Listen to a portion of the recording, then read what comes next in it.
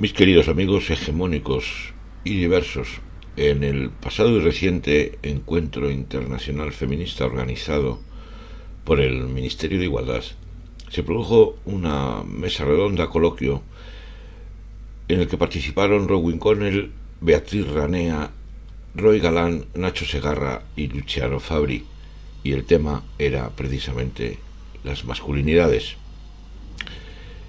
Y he querido rescatar del encuentro la participación específica de, en algunos momentos, de Roy Galán.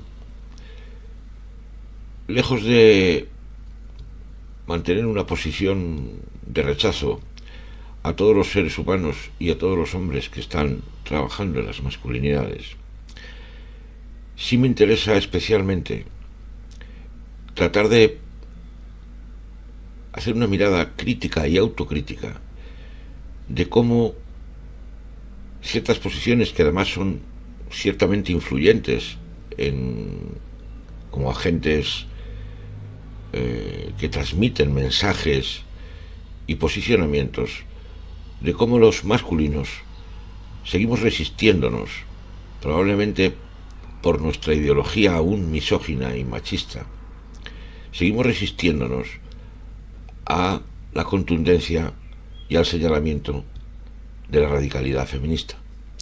Y cómo en nuestros discursos y nuestras respuestas ante las interpelaciones seguimos practicando un territorio de señalamiento o de contrarrevolución, vamos a decir, para buscar mantenernos en las posiciones más confortables y menos críticas.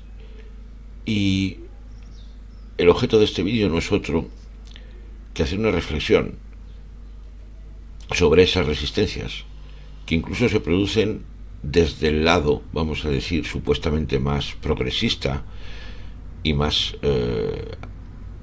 a favor de la igualdad.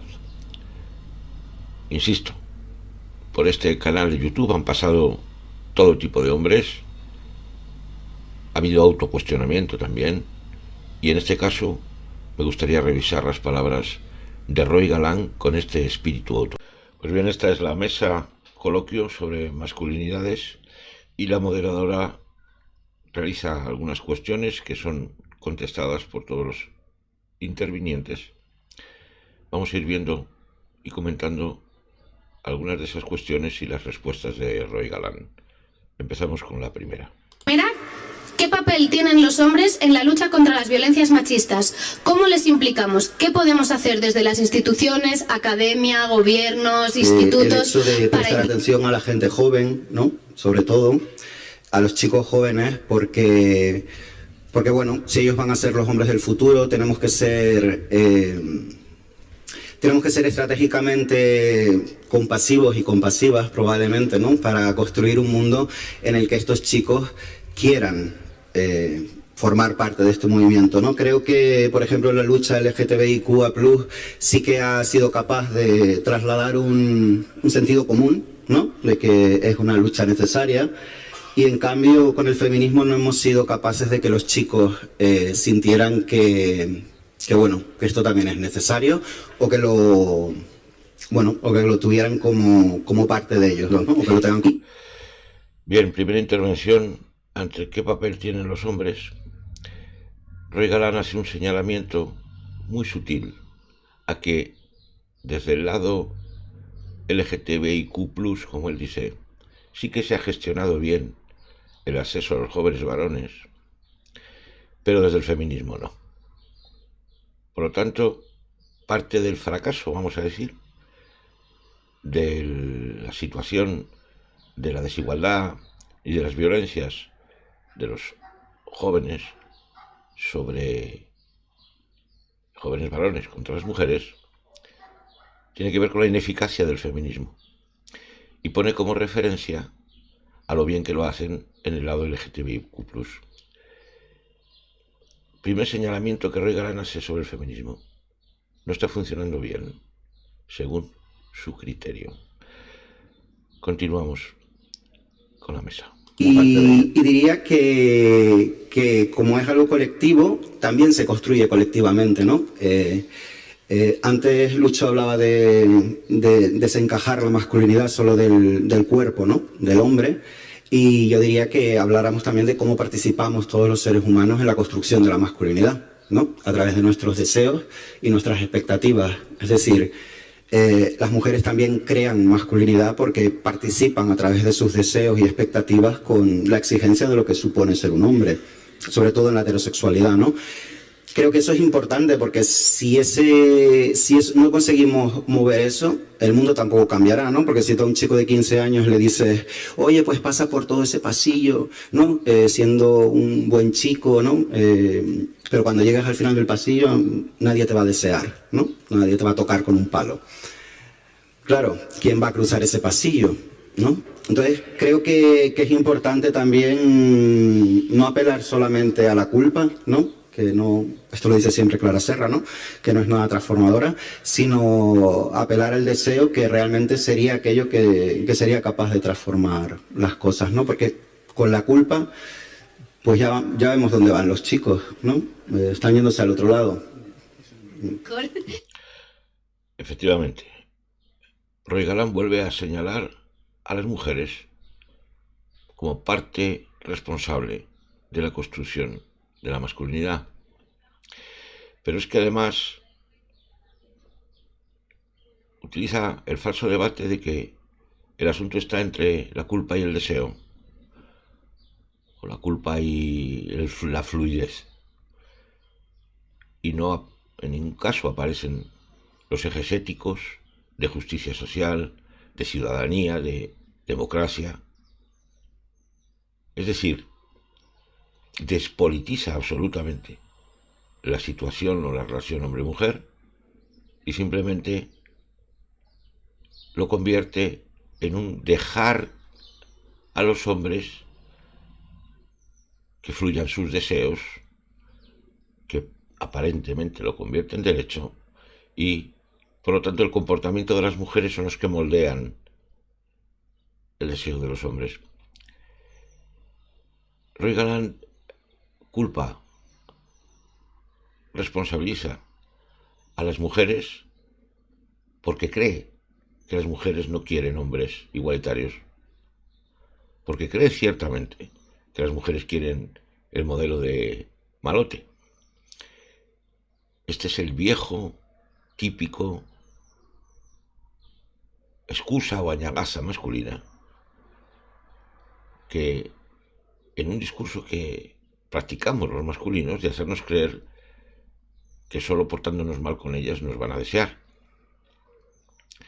Queridos amigos, reflexionen ustedes sobre cómo esta posición que traslada una situación política de desigualdad y de ideología al territorio de los deseos y de las emociones y de las culpas, y por lo tanto cómo mantiene, como siempre, el agrado de los hombres como el eje al que hay que exigirle al feminismo, ¿no? Tratadnos bien, no nos rechacéis. ¿Qué es eso de que no nos toquéis ni con un palo? Y tened compasión. Continuamos. Vamos a lanzar ahora la última pregunta y llevamos toda la mesa hablando de los privilegios que ostentan los hombres, ¿no? Y yo quiero ver cómo conseguimos que renuncien a estos privilegios, porque la macroencuesta de violencia contra la mujer que hizo la delegación de gobierno del Ministerio de Igualdad dice que 1 de cada 2 mujeres ha sufrido algún tipo de violencia, ¿no? Y luego cuando nosotras hablamos con los hombres, la mayoría de los hombres dice que nunca han ejercido violencia contra las mujeres, ¿no? Que pueden reconocer que tienen actitudes machistas, pero nunca jamás reconocen Antes de escuchar a Roy Galán, me gustaría incidir en la pregunta de la moderadora, y es: la macroencuesta de violencia contra las mujeres de 2019 ya indicó que la mitad, el 50% de las mujeres han sufrido alguna vez violencia machista. Violencia machista, violencia. La mitad de las mujeres, como mínimo en esa macroencuesta. Y al otro lado parece que no hay ningún hombre, que nadie es responsable, ni personal, ni social, ni político, de esas violencias. El eje es, por lo tanto, la violencia de los hombres contra las mujeres en el contexto del privilegio del hombre de vivir en un mundo libre de violencias, cosa que las mujeres naturalmente no tienen. Veamos cómo lo quiere orientar Roy Galán. Que evidentemente hay que hablar siempre de los privilegios y la violencia, pero no únicamente, ¿no? O sea, a mí lo que me gustaría aportar aquí es que no solamente de eso, en el sentido de que, bueno, como la masculinidad no es algo esencial, ¿no? Ni es inmutable y varía, y no es lo mismo ser hombre aquí, ¿no? que en otro país, que en otro tiempo. Creo que el relato del privilegio también tiene que ser graduado, ¿no? O sea, hay que hacer una especie de diferencia, porque claro, si quien está escuchando este relato del privilegio es también una persona racializada, ¿no? Pobre, claro, evidentemente no se va a sentir para nada representado, ¿no? En algunos relatos que estamos haciendo, y eso probablemente generará pues frustración e ira, ¿no? ¿Qué hacemos con esa frustración, con esa ira y con esa rabia? Porque yo creo que eso también es algo político, ¿no? Y que las instituciones tienen que hacerse cargo de qué estamos haciendo con eso. Yo creo que muchas veces hemos hecho un relato también sin pensar que había muchos chicos jóvenes escuchándonos, ¿no?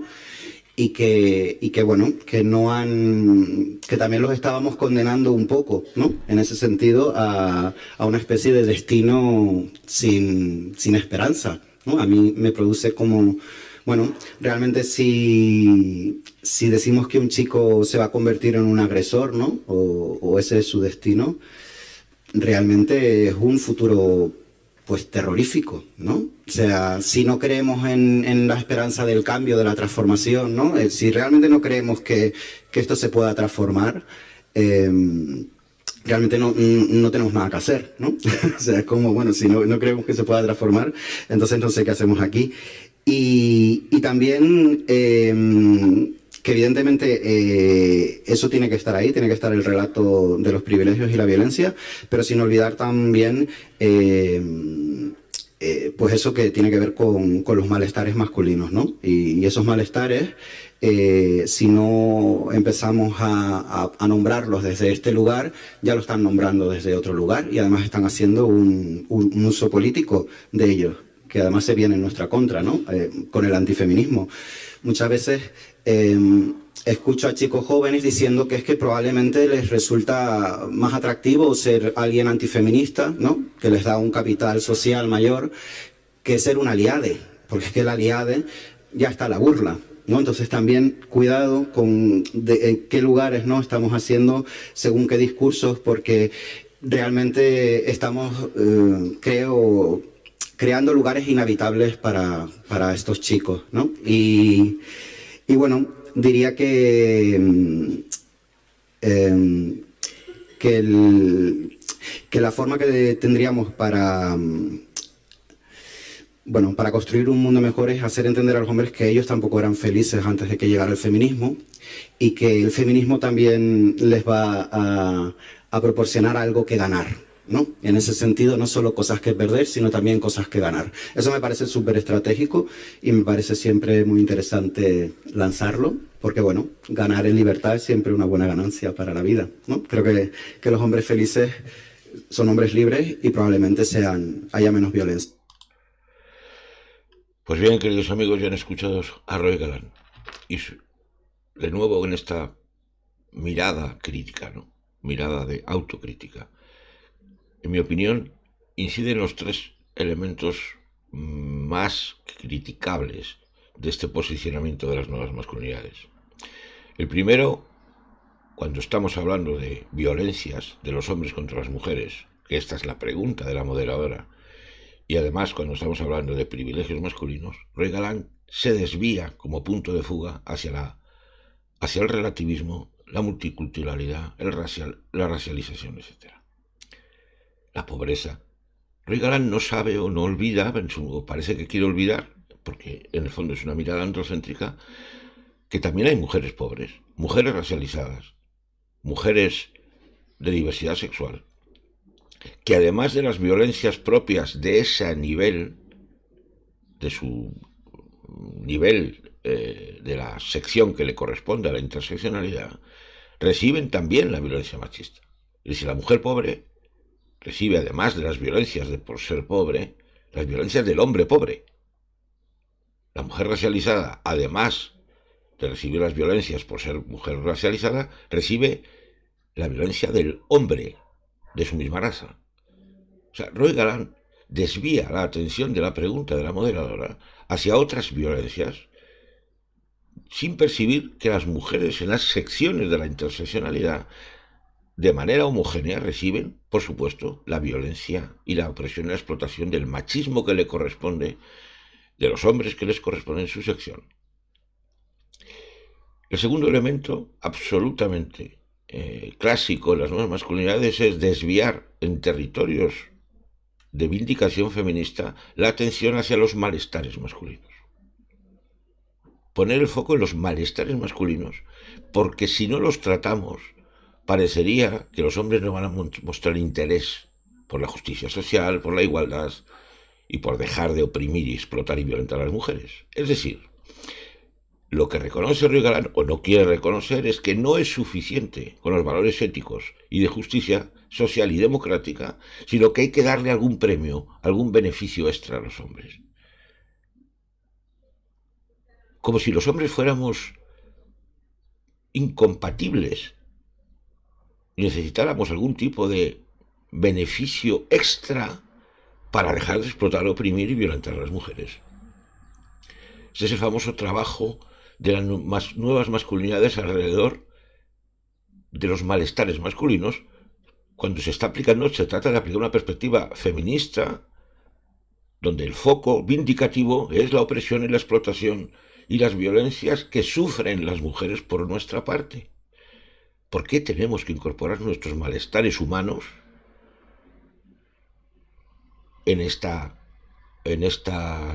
diálogo? Es un notolmenismo de libro, es sí, pero, vosotras estáis mal, pero es que nosotros también tenemos nuestras dificultades. Relativismo, malestares masculinos como prioridad. Y el tercero, y finalmente para acabar, es esta búsqueda de la felicidad de los hombres. En una paradigma y en una cosmovisión absolutamente androcéntrica, donde la clave está en nuestros deseos, nuestros malestares. La felicidad no es un derecho. No está en los derechos humanos la felicidad. En los derechos humanos está la vida en igualdad y libre de violencias. Y ahí, querido Roy Galán, me temo muy mucho que ganamos a las mujeres por goleada. He querido traer esta reflexión, que es, de nuevo, una reflexión no exactamente a Roy Galán, sino a las posiciones neomasculinas progresistas que de alguna manera creo que están desviando la atención, generando rechazo, y ya sabemos cuáles son las consecuencias después, contra la legítima vindicación de la radicalidad feminista, y por supuesto desde estas posiciones relacionadas con los deseos que convertimos en derechos, los nuevos deseos masculinos, acabamos en territorios neogeneristas, de nuevo androcéntricos, y donde nada de estas posiciones tienen absolutamente ninguna incidencia en el problema clave que es el dispositivo sexo-género de opresión, explotación y violencia de los hombres hegemónicos o diversos contra las mujeres. Justo Fernández López. A modo de epílogo, mis queridos amigos hegemónicos y diversos, permitidme compartir esta imagen, que es un clásico, habréis visto mil veces, que para mí es probablemente la imagen más misógina y, permitidme la expresión, repugnante que se pueda realizar sobre la influencia de las mujeres en nuestra socialización. En este canal ya he cuestionado desde lo académico, desde lo social, desde lo político, que esto es misoginia, absolutamente misoginia, en esa culpabilización de la labor de las mujeres en nuestra creación de masculinidad, como dice Roy Galán. Desgraciadamente, detrás de esta imagen están barbaridades como el SAP, barbaridades como soy machista porque mi madre me hizo así, o incluso esa negación de mi machismo, porque resulta que a mí me han criado y he estado siempre rodeado de mujeres. Con esta imagen delante me gustaría que reflexionáramos profundamente para romper de una vez esa idea de que la culpa, como lo fue Eva en el paraíso, de nuestra intolerable socialización y de nuestras conductas tuviera algo que ver con ellas.